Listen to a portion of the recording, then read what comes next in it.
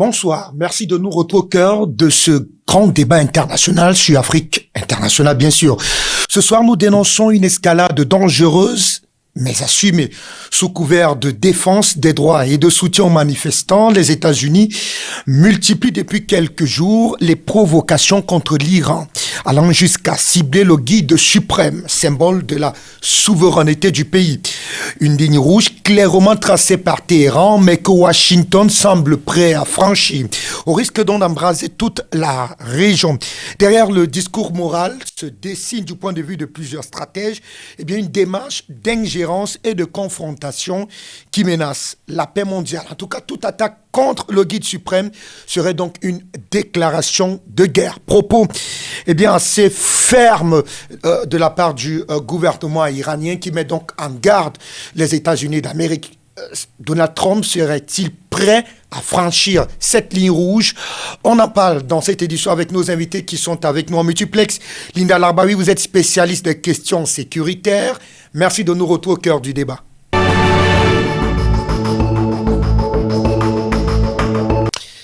Et voilà, on va donc lancer le débat avec vous, Jamel, en évoquant bien entendu la démarche, la position de l'Iran sur les menaces à peine voilées de la part des États-Unis, sous le prisme donc, on va dire, des questions de droits de l'homme, mais aussi de bonne gouvernance brandie par Washington, qui veut donc véritablement galvauder ces années de souveraineté, mais surtout de construction d'un idéal souverainiste de la part notamment du régime iranien. Alors, dans quelle mesure, Jamel Guessou, les menaces ou les pressions politiques de Washington sur l'Iran, notamment les déclarations invitant à trouver un nouveau dirigeant du côté de l'Iran, constitue-t-elle une véritable violation du principe de souveraineté nationale, mais surtout du droit international?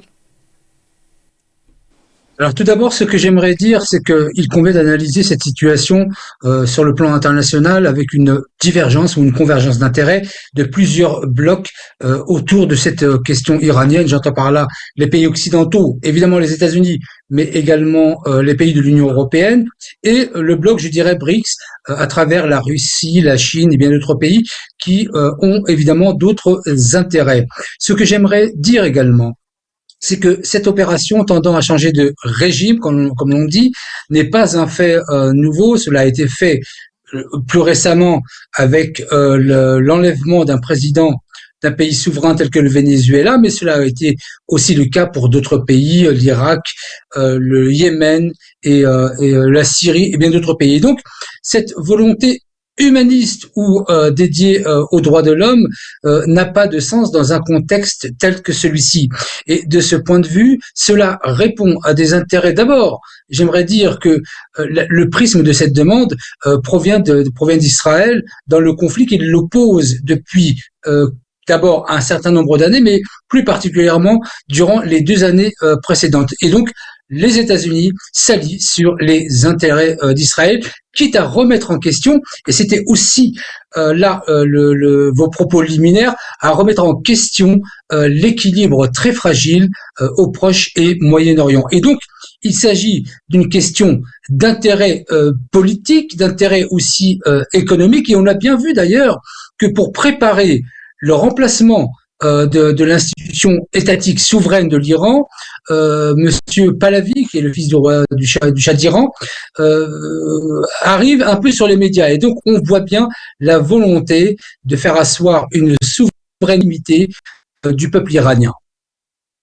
Il faut absolument un nouveau changement de régime du côté de l'Iran. Ça passe effectivement par l'ayatollah Khamenei. Alors, comment percevez-vous la démarche de Washington? On n'y reviendra pas en établissant le parallèle, notamment que ce soit avec le Venezuela ou encore avec le Groenland. Mais sur le cas iranien, est-ce que c'est pas assez flagrant la violation du droit international, cette fois-là, de la part des États-Unis? C'est à moi la question? Absolument, madame. C'est à vous. Voilà, c'est... D'accord. Bonjour à tout le monde. Écoutez, le changement de régime, c'est depuis la révolution iranienne qu'ils veulent un changement de régime. Ce n'est pas d'aujourd'hui. Quand Ayatollah al-Khomeini en 79 a pris le pouvoir, c'était avec l'aide de la CIA, du Mossad et du clan occidental. Ça, c'est ignoré par beaucoup de gens.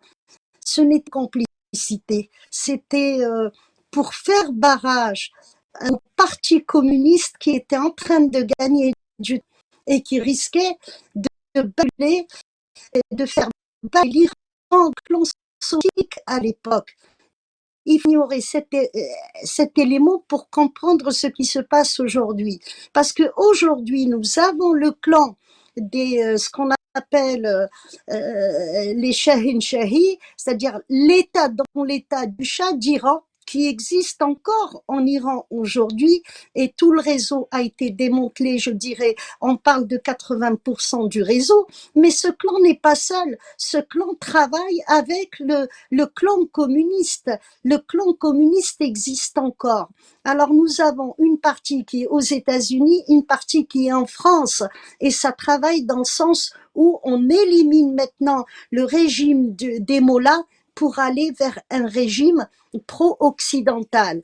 Ce qui est sûr, c'est que le Shah d'Iran, le fils du Shah d'Iran, est très affaibli. Il n'a pas une popularité. Et ça, nous le retrouvons au Venezuela, quand la personne qui était censée prendre le pouvoir, la femme qui avait eu le prix Nobel de la paix, Trump lui a répondu tout de suite, il lui a dit on ne peut pas se permettre de mettre quelqu'un impopulaire au pouvoir vénézuélien.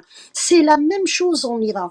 Maintenant, l'Iran, il faut regarder l'Iran pas en tant qu'État ni en tant que régime. Il faut regarder l'Iran en tant que géographie.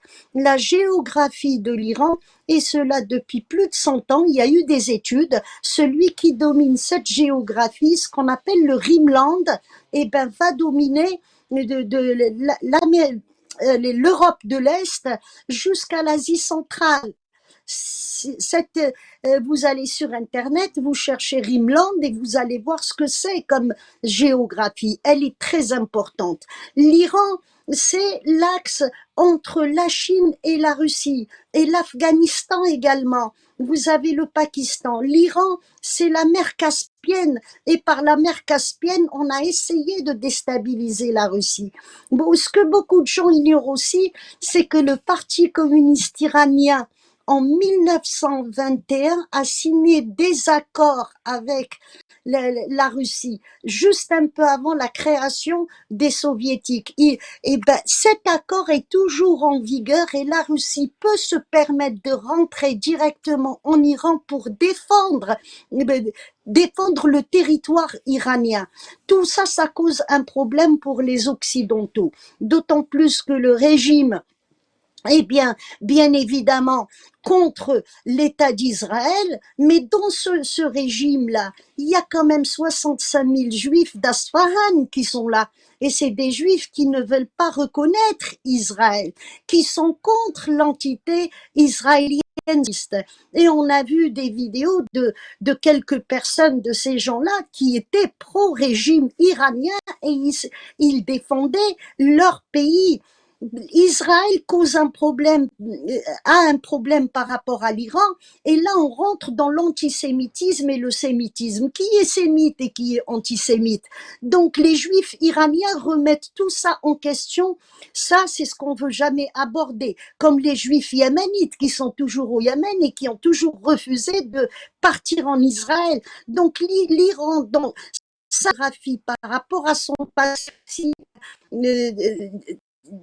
des religieux, les chiites, les chrétiens, il y a 400 églises en Iran, et ça c'est ignoré. Maintenant, pourquoi le régime des mollahs est ciblé? Parce que le régime des mollahs, il a la meilleure démocratie au monde. Il y a une constitution qui protège tout le monde, et d'un côté on salit justement le régime iranien.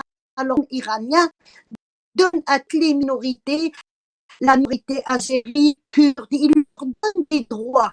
Et ça dérange. Dans la coloniale, diviser pour mieux régner. On n'a jamais l'Iran n'a été aussi solidaire, le peuple iranien, avec tous ces composants, ils ont jamais été solidaires avec le régime comme aujourd'hui, parce que ce n'est pas le régime qui est ciblé, c'est l'Iran qui est ciblé, c'est l'identité des Iraniens qui est ciblée. Les États-Unis, ils ne pourront pas justement dominer de l'Europe de l'Est jusqu'à l'Asie si l'Iran reste au milieu et fait barrage en association avec la Chine et la Russie. La Chine n'acceptera pas la chute de l'Iran et la Russie non plus. Et si jamais il y a une chute de l'Iran, je parle de l'Iran en tant qu'État et en tant que géographie, eh ben ça va être une sacrée déstabilisation dans la région.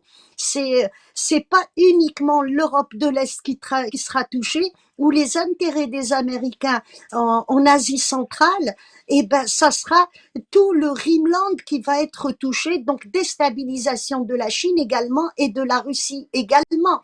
C'est pour cela que nous voyons la Russie s'intéresser à l'Iran et essayer de protéger ce territoire. Il y a aussi côté chinois.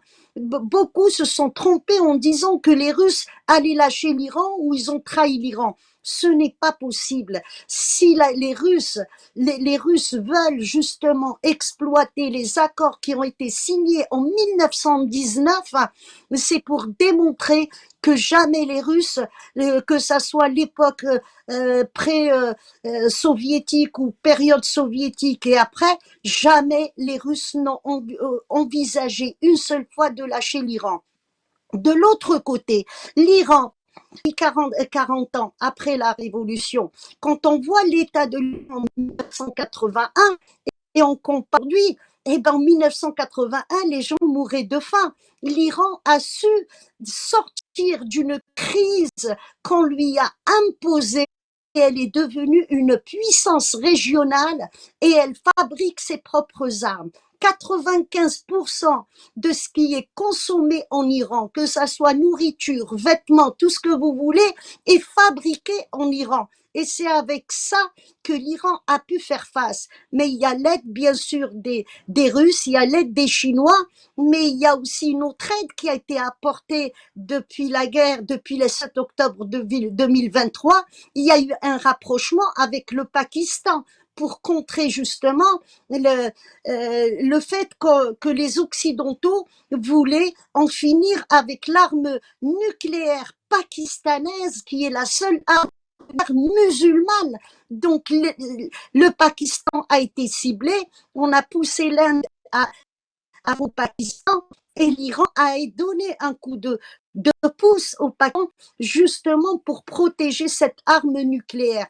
Donc le dossier iranien, il est très simple comme ça de visu, mais quand on creuse un peu la géographie iranienne et puis les ethnies qui constituent l'Iran, eh ben ça devient beaucoup plus compliqué pour les Occidentaux d'en finir avec un régime qui est soutenu aussi bien par des chrétiens, des musulmans chiites, sunnites et des juifs également, ce que je parlais des juifs d'Aspahan, souvent on ne parle pas d'eux, mais ils jouent un rôle très très important dans la société iranienne. Jamel Gessoum, je vous retrouve. Et tout à l'heure, Lindas voulait établir véritablement le parallèle entre la crise sociale de 81 et celle qui a donc effectivement explosé le 28 décembre dernier avec ces manifestations. Seulement, dans les propos de l'ayatollah Ali Khamenei, il dénonce une main visible ou invisible, selon le cas des États-Unis d'Amérique. D'ailleurs, il annonce qu'il y aura une véritable, je cherche l'expression. Alors, il dit, il faut briser le dos des séditieux après ces manifestations pour lesquelles, en tout cas, de ce point de vue, les États-Unis auraient véritablement pris une part, peut-être pas active, mais une part assez vicieuse dans la mise en place de ces manifestations. Est-ce que l'on peut véritablement aujourd'hui croire, d'après la démarche du guide iranien, qu'il y a davantage une volonté manifeste des États-Unis d'embraser cette société civile iranienne? Ce que j'aimerais dire, c'est que cela ressemble sensiblement à ce qui a été appelé malencontreusement le printemps arabe. Moi, j'appelle cela l'hiver arabe, et qui a consisté en des manœuvres aussi de l'Occident de manière générale, États-Unis y compris, et les pays de l'Union européenne, à mettre en place, en tout cas alimenter et financer des opérations de l'intérieur pour que cela paraisse comme des révolutions. Et le procédé est exactement le même. C'est d'ailleurs ce qui a amené à faire tomber Saddam Hussein. On connaît la situation aujourd'hui de l'Irak, de faire tomber Monsieur Saleh au Yémen. On connaît le résultat. De faire tomber Kadhafi, on connaît le résultat. De faire tomber la Tunisie, et on connaît aujourd'hui le résultat. Et de ce point de vue, la méthode est exactement la même. Quelle que soit la main qu'il y a derrière, on peut évidemment facilement comprendre que les pays de l'Europe, qui sont par rapport aux États-Unis plus des suiveurs que des acteurs, participent activement à ce mouvement de l'intérieur. Ce que j'aimerais dire aussi, c'est que ces opérations de déstabilisation telles qu'elles sont menées aujourd'hui me paraissent, en tout cas pour connaître la région et ses particularismes, tout à fait simplistes, voire on voit tout de suite que il ne s'agit pas d'un mouvement, en tout cas spontané. On se rappelle aussi des révolutions de couleurs, telles qu'on les avait connues aussi en Europe. Et donc, nous sommes là véritablement dans une opération venue de l'extérieur. Pourquoi aujourd'hui, en tout cas au mois de décembre, on voit d'un coup se lever, ou en tout cas semblerait-il, le peuple iranien contre les mollahs, comme il est dit très souvent, dans le contexte que nous avions connu entre l'Iran et Israël il y a de cela encore quelques mois, cela ne vient pas de nulle part. Et donc, casser cette dynamique telle que l'a décrite Madame, qui est effectivement réelle, et donc se débarrasser d'un ennemi qui nous empêche, le nous évidemment est occidental, qui nous empêche d'accéder à certaines non seulement ressources, mais d'accéder aussi à la déstabilisation du bloc, un peu que l'on peut je dirais recentrer sur le BRICS, que ce soit la Russie, la Chine, mais également l'Iran. L'Iran fait partie des BRICS, et donc c'est un peu, si j'oserais dire, d'une pierre plusieurs coups. Et donc il ne s'agit pas simplement de se débarrasser de l'Iran dans son fonctionnement actuel, mais c'est aussi affaiblir d'un côté la Russie, de l'autre côté la Chine, et automatiquement sur l'ensemble des BRICS qui se présentent comme étant un monde multipolaire et non pas bipolaire tel que nous l'avons connu aujourd'hui. Là, le fait que Donald Trump s'est un peu ravisé dans sa position, je dirais, d'attaque contre l'Iran, me semble aller en tout cas dans le sens où effectivement la Russie, comme l'a dit Madame, ne lâchera pas l'Iran, la Chine non plus, car il s'agit de ses propres intérêts. Entre États, il n'y a pas d'amitié, il n'y a que des intérêts. Oui. Je reste avec vous. Il y a, on va dire, forme de pédale douce jouée par, cette fois-là, Donald Trump, à l'idée, effectivement, de continuer à presser l'Iran. Mais, sauf qu'on a l'impression, peut-être que cette fois-là, il y a des manœuvres assez sourdines, parce que dimanche, pas plus tard que ce dimanche, le président iranien, Massoud Pezeshkian, a cette fois-là menacé d'une réponse sévère en cas de démarche militaire de la part de Washington. Donc, quand il fait cette déclaration le 18, il est clair que peut-être du côté de Washington, on n'a pas encore oublié, on n'a pas encore mis de côté l'idée d'une véritable intervention militaire. Oui, bien sûr, mais en même temps, d'un point de vue communication politique et communication diplomatique, il était effectivement important que le sommet de l'État iranien mette en place un espèce de marqueur qui, en tout cas, anticipe sur une éventuelle intervention des Américains. J'aimerais dire aussi que cette intervention des Américains est faite à la demande d'Israël. C'est le premier demandeur, et on sait très bien que les États-Unis de tout temps, mais plus encore avec Donald Trump, suivent expressément les demandes d'Israël. D'ailleurs, l'Iran qui a revu et mis en place des relations diplomatiques avec l'Arabie Saoudite, il y a de cela, je crois, à peu près 3 ans, marque là aussi je dirais la place que prend l'Iran dans l'espace géographique tel que l'a décrit Madame, ce qui est tout à fait réel. Et elle prend aussi une part dans le Golfe Persique, et donc ça représente aussi un danger pour les pouvoirs occidentaux. Et de ce point de vue, il me semble que Donald Trump attaquera à un moment ou à un autre l'Iran, ça n'est pas aujourd'hui, ce sera demain. Et donc, le discours du président iranien tend à anticiper, et il appartiendra aussi au bloc multipolaire d'intervenir réellement, car ce sont eux aussi qui sont visés.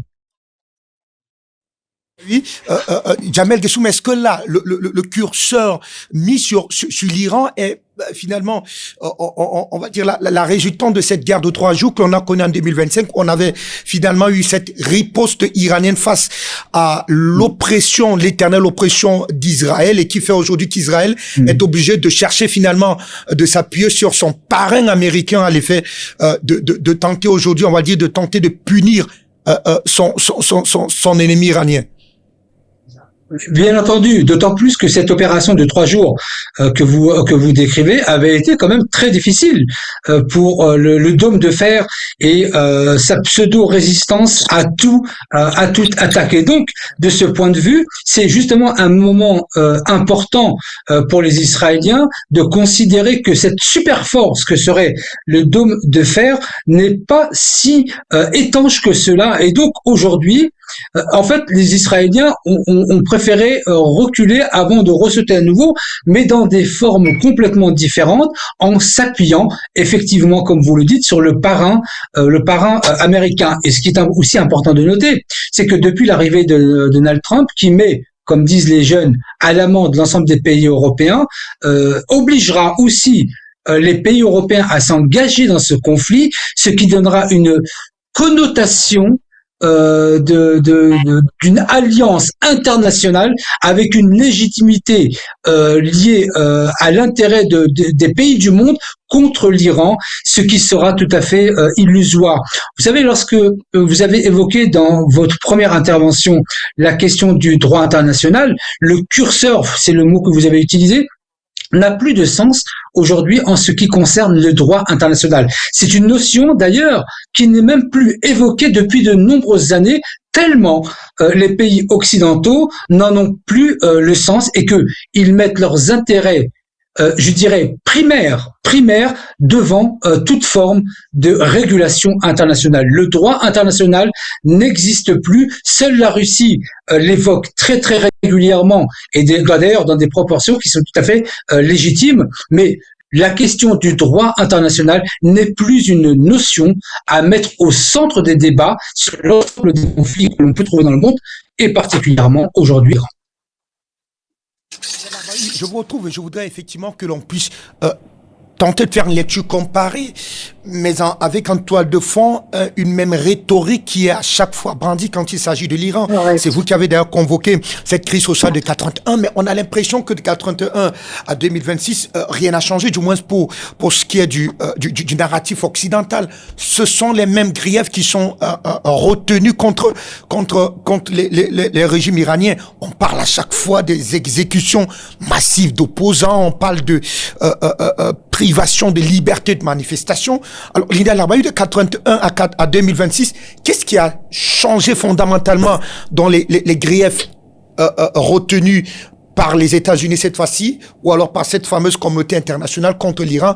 Comment expliquer cette fixation autour, notamment de la question des exécutions massives d'opposants brandis à chaque fois pour essayer de justifier une forme d'intervention militaire sur le terrain? Écoutez, je suis un petit peu la presse iranienne, et parfois même en direct. Je suis également la presse libanaise, irakienne et sunnite, pas forcément chiite. On parle de cette opposition. Ce n'est pas une opposition. Ce n'est pas une opposition. Quand on trahit son pays, on n'est plus une opposition. Il y a le régime du Shah qui existe encore, et je vous ai parlé de l'État, ce qu'on appelle en arabe Shahin Shahi, donc ils sont là, mais il y a également la suite du régime du parti communiste qui était pro-occidental en réalité. Même s'il était, il était communiste, il était pro-occidental. C'est aujourd'hui on a affaire à ces gens-là.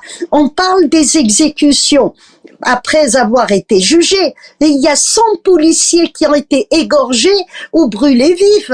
On n'en parle pas de cela. Il y a aussi des commissariats qui ont pris feu et des gens sont morts dedans. Il y a des militaires qui ont été assassinés par des snipers.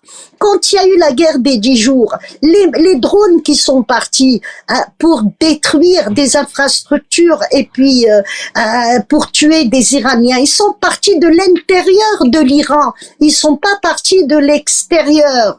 Donc il y a une force interne qui est pro-occidentale et qui travaille pour les Occidentaux.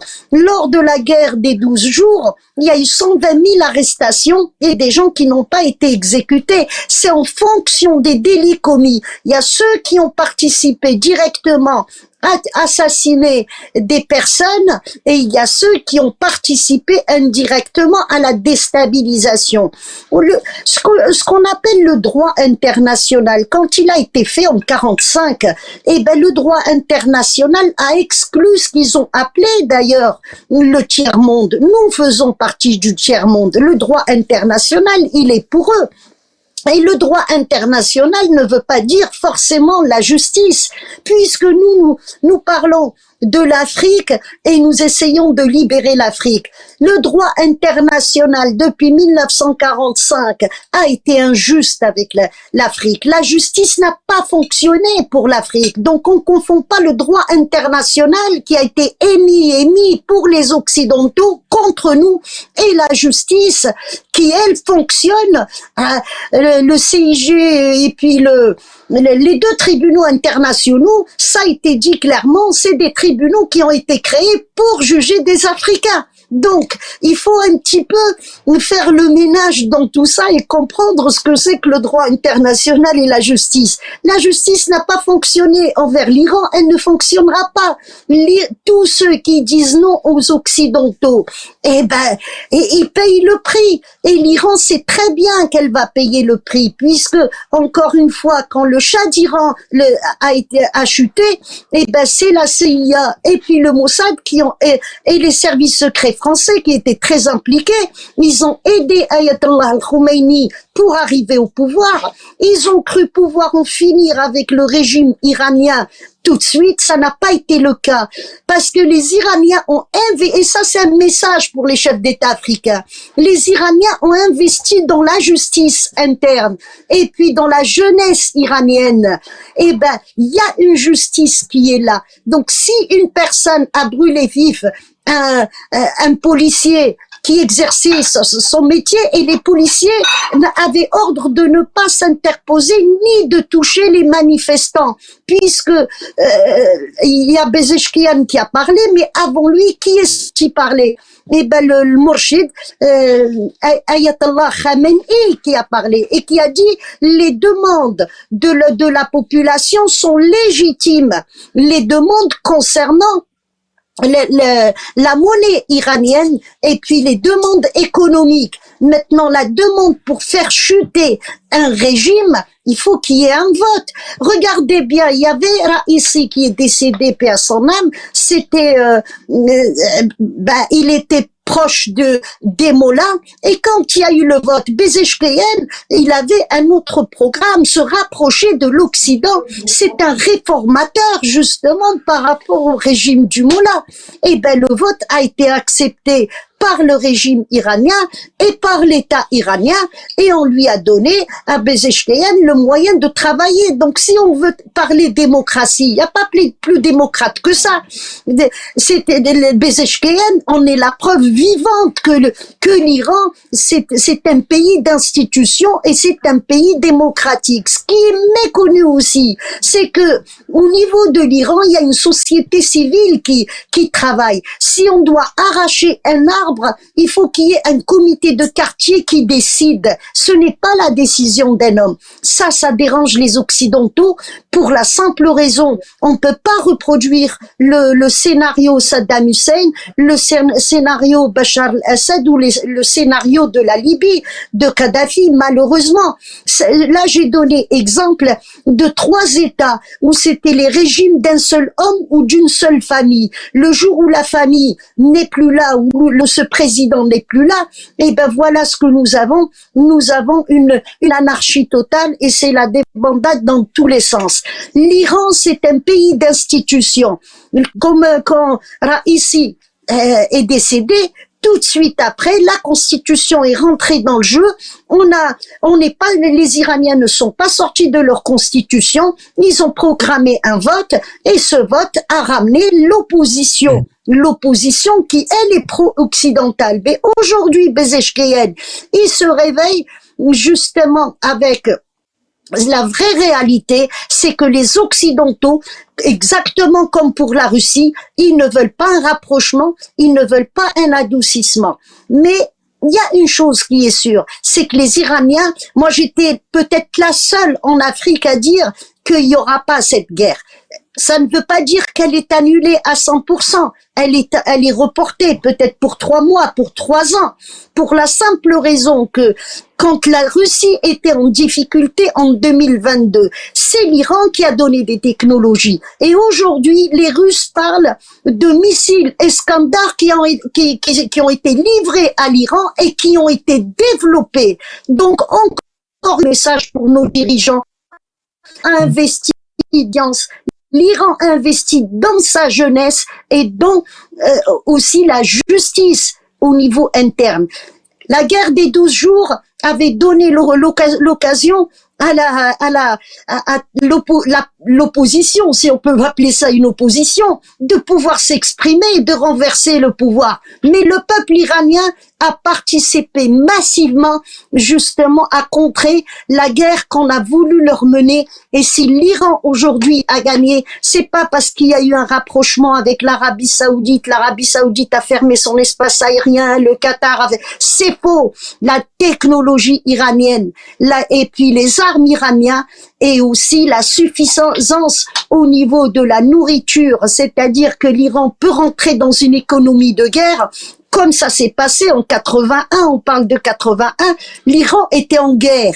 Donc ça, il faut pas l'oublier non plus. Une guerre qui a été menée par Saddam Hussein à la commande de l'Arabie Saoudite et des Occidentaux. Et l'Iran, après la guerre, quand Saddam Hussein s'est retrouvé, assiégé par les Occidentaux parce qu'il avait échoué, c'est l'Iran qui a participé à nourrir le peuple irakien. Le peuple irakien n'a pas oublié. Dernière chose, l'Iran, malgré elle, l'Iran est obligé d'être en dehors de ses frontières, exactement comme l'Arabie Saoudite. L'Arabie Saoudite est au commandement et gère le monde sunnite par Médine et la Mecque, et l'Iran par la communauté chiite, et elle est très nombreuse en Afrique. Il y a beaucoup de Libanais chiites en Afrique. Donc l'Iran qui, par l'intermédiaire de Ayatollah Khamenei, représente, en dehors de sa frontière, représente cette communauté chiite. On lui demande aujourd'hui de rester enclavé et de changer de régime. Ça, ce n'est pas possible réellement. Ce n'est pas les Iraniens iront jusqu'aux derniers Iraniens pour se défendre. Et concernant le nucléaire, ce qui est méconnu aussi, c'est que le nucléaire date de 1955. La France avait signé un contrat avec l'Iran et c'est l'Iran qui a financé le nucléaire français. Donc l'histoire du nucléaire ne date pas d'hier.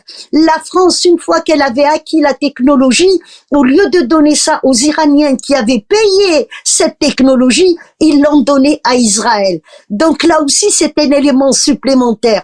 Mais en dehors du fait que l'Iran ne cherche pas à développer l'arme nucléaire, elle veut un nucléaire civil et ça a été négocié, il y a eu des accords pour ça. Monsieur Trump, unilatéralement est sorti de ces accords-là quand il a été élu la première fois.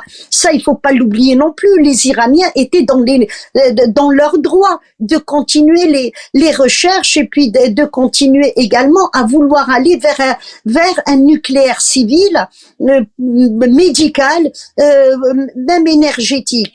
Mais aujourd'hui, Netanyahou, il parle d'autre chose. Il parle des missiles. Et là, on parle de désarmer l'Iran. Qui va accepter ça? Même l'Inde, qui n'est pas très proche de l'Iran, n'acceptera pas ça. Je vous dis très bien, je demande même aux téléspectateurs d'aller sur Internet et de regarder ce que c'est que le Rimland et puis l'intérêt de la géographie iranienne, qui touche en plus, là vous avez affaire au monde musulman. Depuis le 7 octobre 2023, l'Iran qui était stigmatisé par le monde sunnite, l'Iran a gagné des points parce que l'Iran a fait la guerre à Israël quand elle a été attaquée. Le Qatar a-t-il fait la guerre? Non. L'Iran, tout ce que dénonce l'Iran, c'est les bases militaires. Parce que, et là aussi, c'est rigolo, le Qatar, quand il a été attaqué, il a été attaqué par la base américaine du Qatar. Donc, ils ont frappé le Qatar par le Qatar lui-même. Mais c'est ce que dénonce toujours l'Iran, les bases militaires étrangères.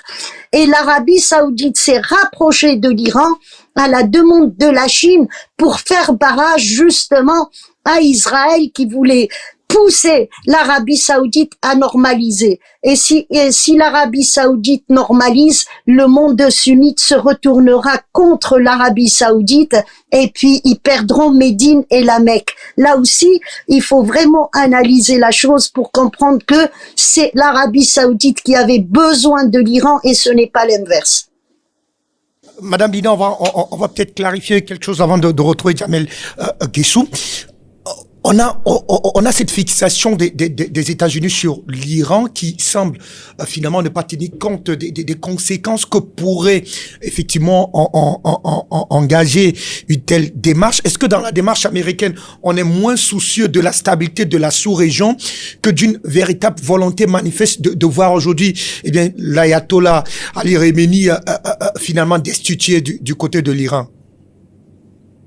Écoutez, si ils ont ralenti un petit peu sur le côté militaire et là ils attaquent le côté économique, c'est parce que justement la stabilité de la région, ils veulent pas provoquer la stabilité de la région. En dehors de Hormuz, par là où passe la majorité du pétrole et du gaz du Moyen-Orient, vous avez aussi le côté est de la de la Méditerranée qui est.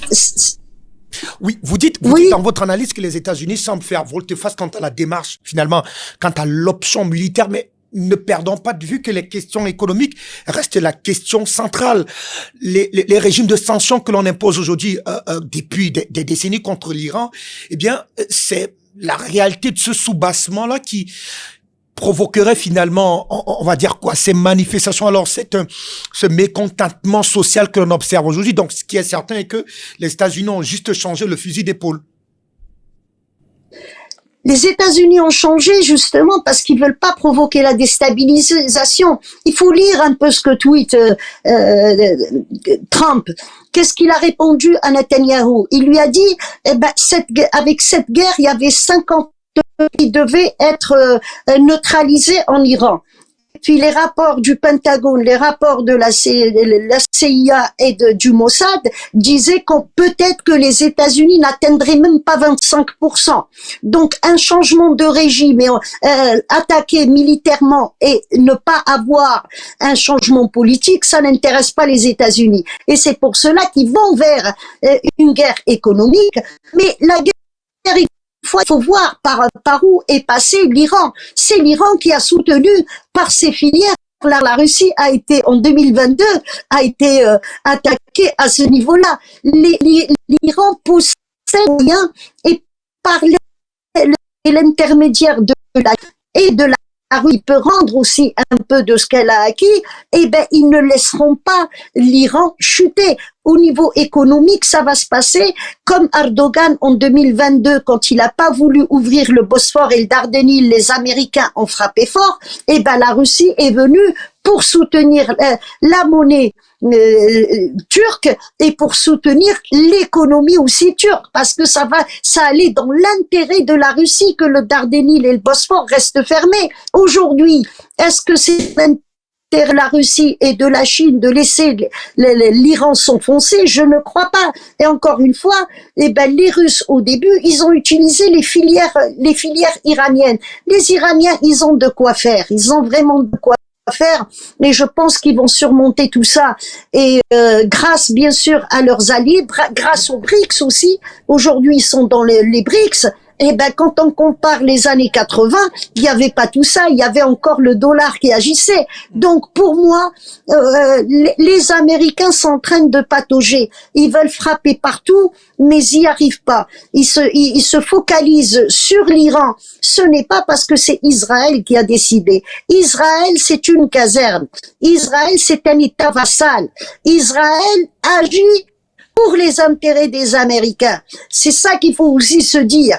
Netanyahou lui-même, il l'a dit quand il est parti au Congrès. Et nous nous battons pour vous. Nous nous battons pour vos intérêts. Et c'est marrant. Expression et terme qui avait été employé aussi par Zelensky. Donc, il y a des États vassaux comme ça. C'est le cas d'Israël. Et Israël peut très bien désigner une cible. Mais si les Américains, ce que Trump vient de faire, si les Américains, ils constatent qu'ils ne peuvent pas atteindre leur objectif, ils ne le feront pas. C'est ce qui vient de se passer. Ces frappes aériennes ont été annulées parce que l'Iran a les moyens de répondre. Et la réponse, justement, qui a été donnée par le Pentagone, c'est que ils ont au niveau de la mer Rouge, la 5e flotte et la flotte aussi qui est au Bahreïn. Eh ben, le Pentagone a clairement donné son rapport que si jamais on touche à l'Iran, ces deux flottes disparaîtront. Et je dis bien disparaîtront. Maintenant, côté est de la Méditerranée, il y a toute cette communauté chiite libanaise, chiite syrienne, et il y a aussi les Irakiens qu'il faut pas ignorer dans tout ça. Les Iraniens, ils pourront pas, par les armes qu'ils possèdent, en finir avec les armées, les bases militaires américaines qu'il y a dans le Moyen-Orient. Et tout ça a été dit clairement à Trump. Donc il faut faire très attention. Quand on attaque l'Iran, il faut être sûr qu'il y ait un changement de régime. Le changement de régime, tout le monde y tient. Encore une fois, il y a 400 églises en Iran. Il y a des juifs en Iran, il y a des sunnites, il y a 17 millions de sunnites. On les voit pas se plaindre. Donc, on veut coller à l'Iran l'histoire, les droits de l'homme, tout ça. Mais la minorité, qui est moins d'1 million de personnes qui veulent un changement de régime, ils ont eu en face des manifestations de soutien au régime. Et puis la presse arabo-musulmane parle de 22 à 24 millions de manifestants qui sont sortis pour soutenir le régime. Donc, que peut faire 22 millions, 1 million face à 22 millions? Une guerre civile, même pas ça, puisque les arrestations continue. L'État iranien a annoncé qu'il n'y aura pas d'exécution tout de suite. D'abord, il faut faire le tri, et à partir de là, celui qui est impliqué par les armes et celui qui a tué, et ben là, c'est la justice qui parlera. C'est même pas le régime. Il y a quand même un ministère de la justice, il y a un ministre, il y a des juges. C'est eux qui décideront. Merci à vous, Linda Larbaoui. Jamel, je vous retrouve au moment où il y a une véritable guerre de communication qui est effectivement servie depuis un moment par le régime, le gouvernement américain, qui a d'ailleurs annoncé en journée, du moins depuis hier, que le gouvernement iranien allait se soustraire de sa volonté de juger selon en tout cas la loi iranienne.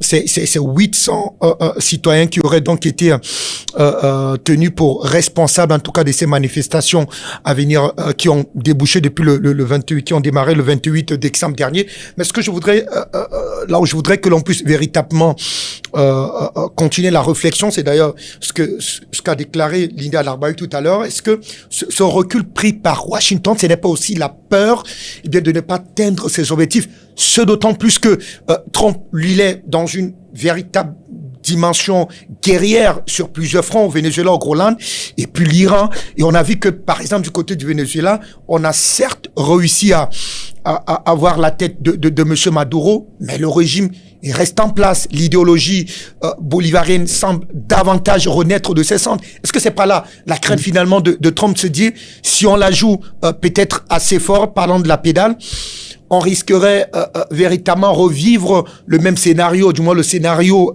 vénézuélien qui pourrait effectivement davantage être maintenu du côté de l'Iran. Linda Al-Arbaoui l'a dit tout à l'heure, que ce soit du côté des chrétiens ou alors des musulmans, qu'ils soient chiites ou autres, on n'est pas très sûr que même si l'ayatollah Ali Khamenei n'était pas là, eh bien finalement qu'on aurait un gouvernement qui soit finalement pro-américain du côté de l'Iran.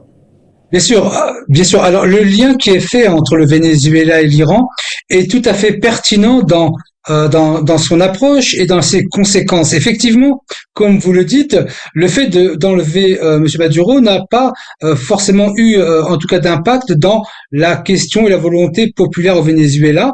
Et ce sera exactement la même chose en Iran. Ce qui différencie en finalité le fait de s'attaquer à un régime, comme on dit souvent, ou à un pays, Linda tout à l'heure faisait le distinguo entre les deux, c'est que en Iran, comme au Venezuela, il y a un État. Et c'est-à-dire qu'il faut quand même différencier la question de l'État et de ces institutions à travers la composition d'un pays. Effectivement, l'Iran est multiconfessionnel et depuis des milliers d'années d'ailleurs, c'est une très grande nation, dispose d'un État, dispose d'institutions d'État, ce qu'on appelle en arabe haykalat ad-dawla, ce sont de véritables institutions qui prennent leurs racines sur une loi iranienne, sur une constitution iranienne telle que l'a décrite Linda, et donc il est quand même beaucoup plus difficile, et ce revers, enfin en tout cas cette reculade de Donald Trump semble trouver naissance sur l'analyse de ce qui a été fait au Venezuela, mais sur la difficulté latente et réelle sur comment on va procéder pour l'Iran pour faire tomber le régime. Il ne s'agit bien évidemment pas de remplacer un régime par un autre, parce que si l'État est toujours présent, cela ne fonctionnera pas. Et donc, l'Iran dispose d'institutions d'État, d'une organisation d'État. Ce n'est pas un petit village reculé qui ne dispose pas je dirais, d'empreintes fortes à partir des citoyens. La multicomposition de l'Iran, que ce soit juif, musulmans, chiites ou sunnites et de chrétiens.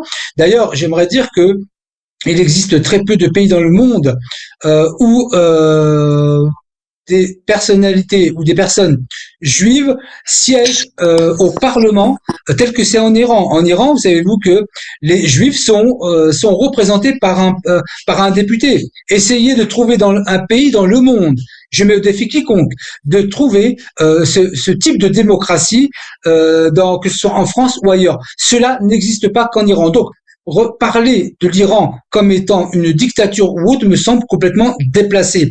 Vous aviez posé la question sur la question de la communication.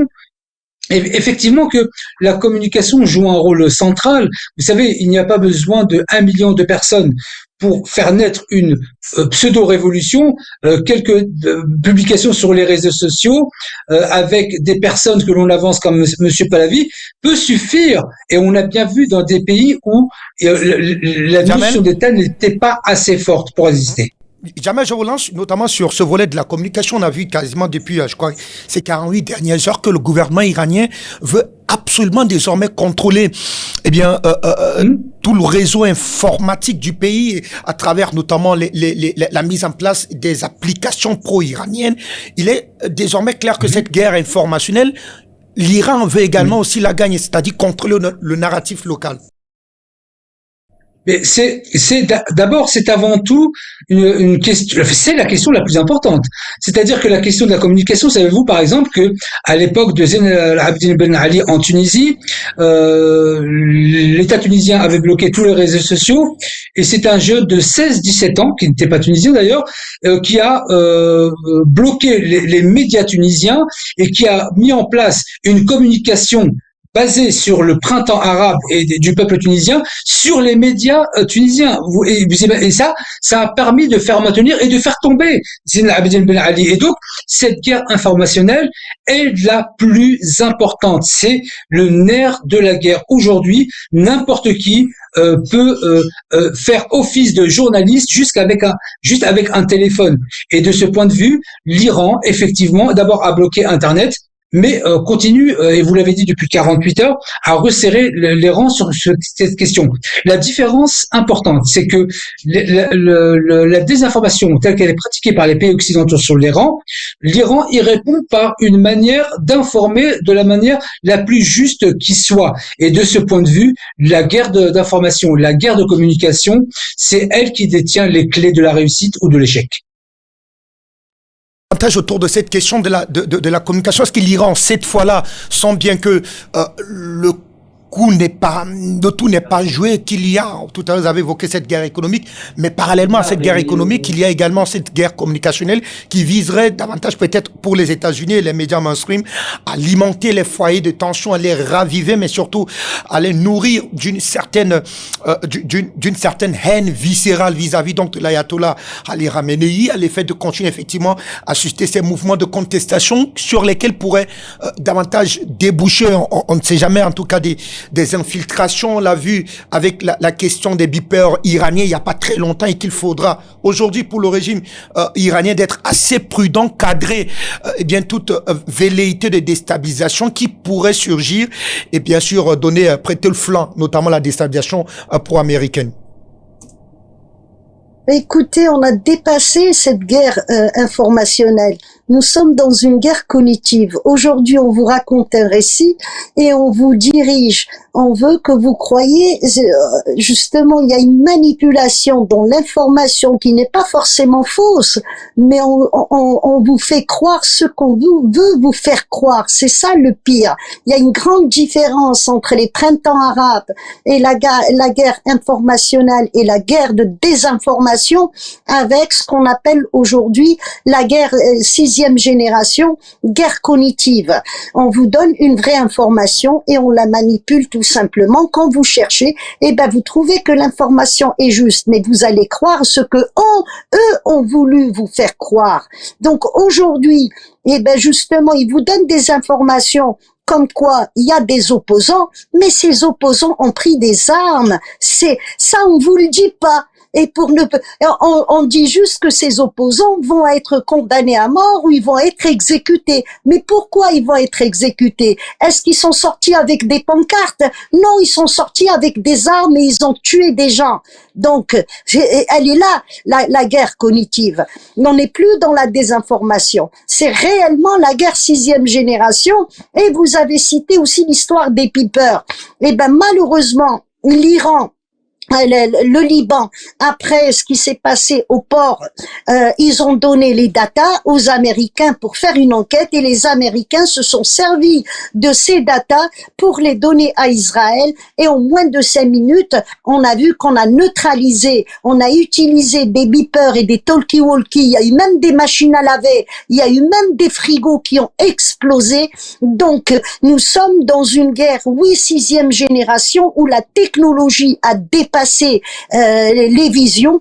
Et aujourd'hui, un téléphone peut être une arme, et c'est une arme si ils ont les datas.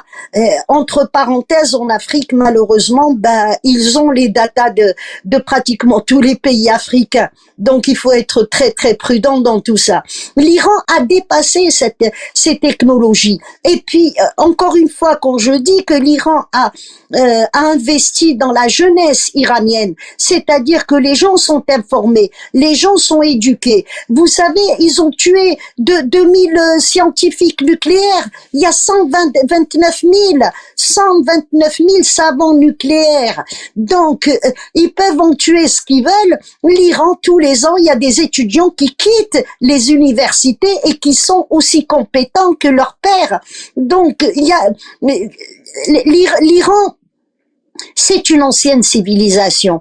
Et je vais vous dire ce que Trump a provoqué. Et depuis hier, il y a des juges qui veulent le juger justement et puis le mettre hors de nuire. Ce qu'ils ont dit, c'est parce que Trump a provoqué une chose, une crise identitaire aux États-Unis aujourd'hui, avec l'histoire du Groenland et l'histoire justement de l'Iran, de la Chine et de la Russie, et de l'Inde également. Aujourd'hui, il y a le retour des anciennes civilisations. Les civilisations australes, elles récupèrent du pouvoir, et les États-Unis, ils sont liés à l'Europe. Si on peut parler d'une civilisation aérienne, on ne peut pas ignorer l'Europe. Et aujourd'hui, justement, Trump s'attaque au Groenland, il s'attaque à l'Europe, et là, il y a des juges qui sont sortis pour dire finalement, donc nous sommes des Européens, et c'est nos ancêtres et nos aïeuls que Trump est en train d'attaquer. Donc l'histoire de l'Iran a dépassé l'imaginaire dans tout ça, parce que, encore une fois, l'Iran, c'est plus de civilisation, la civilisation perse, la Chine, c'est plus de 5000 ans, la Russie, donc Trump, dans ce qu'il est en train de la politique, lui-même, il a créé crise au sein des États-Unis. Donc l'Iran, l'histoire de l'Iran déborde, elle déborde vraiment. Et quand je dis, il y a l'histoire des civilisations qui reviennent, il y en a un qui a écrit là-dessus, et c'est Alexandre Dogin. Pardon? Il y a Alexandre Dogin qui a écrit tout un article justement sur les États, les États civilisationnels. Et il a exclu les États-Unis, il s'est exprimé sur les États-Unis, comme quoi, s'ils agissent de cette manière-là, c'est parce qu'ils n'ont pas d'identité. Leur seule identité, c'est le pouvoir et le dollar. Et on est en plein dedans aujourd'hui. Donc les anciennes civilisations se tiennent les coudes, et puis elles essayent de se maintenir contre cette barbarie occidentale. Et les anciennes civilisations, justement, ont toujours agi en fonction de la justice. Et quand on parle des empires, dans un empire, on peut pas être raciste, parce que un empire, c'est multiethnique et multitribal. Ce n'est pas le cas des États-Unis. Donc tout est à remettre en question, et tout est à revoir, et la solidarité entre ces anciens peuples, elle continue à se solidifier, et c'est ça qui dérange l'impérialisme américain. Merci infiniment à vous, Linda Al-Arbaoui. Djamel, en un mot. Alors, à quoi doit-on s'attendre dans les jours qui arrivent, côté iranien surtout?